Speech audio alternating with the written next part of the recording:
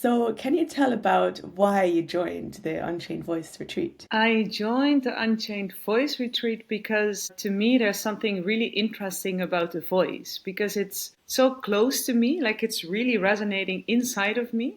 But there's also this kind of external world because I'm putting my voice out there. So it's literally about taking space. And also because the voice is unique. It's unique to each of us. And I love singing. I love the resonance that I feel in my chest. And yeah, I was curious to kind of discover and unpack the different layers of what the voice can teach me. So that's why I joined. Thank you. Beautiful. I feel like I've tried to say that so much, but you just said it in such a good way. I'm going to come back to this clip every time I need to explain why I work with the voice. I was also surprised. It was so good. So, what was it like to be in the retreat? It has had this beautiful balance between going out of my comfort zone and to be stretched in a way and to learn and to feel super safe and being held and feel comfortable. And it was exactly the right balance for me in order to learn and grow, I think. Let me just give an example about what I mean with being very comfortable and being in this stretchy zone. When I think back about the retreat, I see myself sitting in this lovely corner on the couch, being super comfortable, very relaxed with a beautiful crowd of women around me. That felt very safe and lovely and great. And at the same time, if I think about the retreat, I also see myself standing on a stage by myself performing something that I've just wrote, super fresh, feeling wobbly, exposed, but also like, okay, I got this. And I'm here in a beautiful, held, safe space. So that's, yeah. I think that's to give an example of having this kind of eek feelings and sensations in my body and thoughts of like, what are we going to do? And then when the moment was there, yeah, this stretch was beautifully held with the right kind of little steps to experience that more new and maybe at forehand discomfort space. I'll just take a drink. So, how would you describe what kind of shift or shifts have you experienced so far since ending the retreat or during the retreat? Yeah, so I'm now back in the Netherlands for not even a week since the end of the retreat. And what I am experiencing so far in terms of shifts is that I'm more mindful about certain frameworks that were introduced during the retreat. So, for instance, the skill of willingness. For me, at first, there was something like, yeah, I either do want this or I don't. And with introducing this skill that now seems to be kind of so logic to me, I am checking in with where I am on this skill. It's a 4.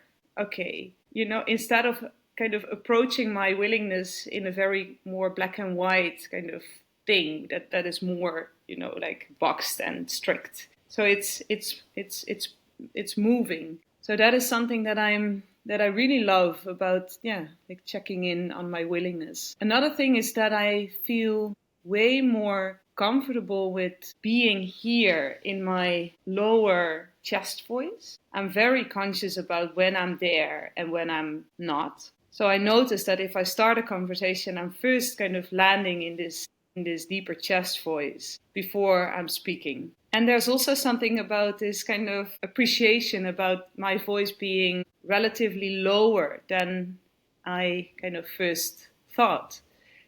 And to be comfortable with that sound and to feel the resonance in my chest when I'm there and um, how cozy that feels even to be in that kind of space here. It's like I'm here with myself, so I'm not alone. I also noticed that my creativity is way more open than before. So I noticed that, for instance, when I need to brush the teeth of my son. Normally, that was a huge hassle with, wrestling and like not fun at all. And suddenly a play unfolded with little puppets that are kind of curious now about, hey, how does that toothbrush works? And I don't have teeth. Do you? No, I'm not. No, I'm a squirrel. Oh, okay. But does Tambi has them? Yeah. He has them. Oh, yeah. So many. Oh, can we look at them? And what's that toothbrush? How does it work? And now suddenly he's brushing his tooth himself, and it's working quite well. He's having a conversation only with these little squirrels and not with me. I'm not there. And it was just really celebrating this kind of creative force, that was just like, okay, whoop. And suddenly I was in this play. Like it was not, thought at forehand. So that kind of link to creativity is something that I'm really celebrating. Yeah. And I also notice it in, for instance, yesterday evening, I watched this beautiful movie. I was really touched by it. And then I was looking into cards, like tarot cards. And there was a card coming up that was really resonating with me. And there was this kind of poem popping up around, like kind of work related and what's happening there in the whole sector that I'm part of. And I was brushing my teeth, and I really loved the words and the sentences that were coming up. It was like a beautiful poem. And I started to record it. Like we also did in the retreat. It's just like, if there's something popping up, just record it. It's the threshold is so much lower now after the retreat to just record something. I don't know, how it will, what kind of form it will have later, but at least it's captured. So that is also something that I'm really celebrating. Yeah, another thing that I also love, and maybe that's the last thing for now. Another shift that I experience is that I'm slightly better, or I'm feeling more comfortable to decide not to speak my sometimes very chaotic and overwhelming kind of stuff and fluff of emotions and thoughts, but to just decide, okay, I am overwhelmed, I'm triggered, I'm going through a hard moment. I got this. What is actually what I need? It's a hug. I'm going to ask for it, and we'll see how, what is still alive later to get back to the person that I'm kind of, I think I need to talk to. So that is helpful. That has been something that I was dreaming of for already a very long time. And I know it's a learning curve, but I really noticed that I'm doing it. So beautiful. It's so, so cool for me to get this window into what's happening in your life since the retreat, and how you're really thinking about the tools and applying them into your life, and so happy. And I'm really excited to we're going to have our integration sessions and really support you in keeping it, like keeping this momentum. Okay, so the last question is how you would describe me as a facilitator. How I would describe Kim as a facilitator is one with so many colors. There's so much depth in the way how Kim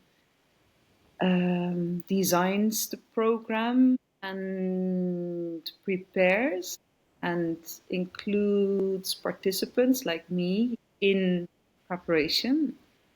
By already creating connections, by reflecting on intention, even before we get there. And then during the retreat, during those couple of days, there was this calmness that I've experienced that was very chill, but also so much playfulness and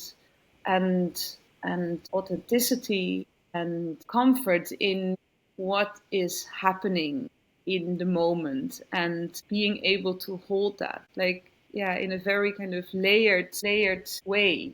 And then with layered, I mean that it's like the way how Kim is then holding space is coming from kind of different experiences and different frameworks, there's something around stability, something around kind of depth, I'm just trying to find words around, like, no topic is too weird, no experience is weird or surprising, or everything can be shared. That is something that I found, really. And also, yeah, Kim's ability to hold, yeah, like a variety of experiences that were shared and lived by the group. Yeah, and then for me, that is also why I really was looking forward to join this retreat, is Kim's playfulness. And yeah, there's so much joy in the way how you bring the topics to the table, how you introduce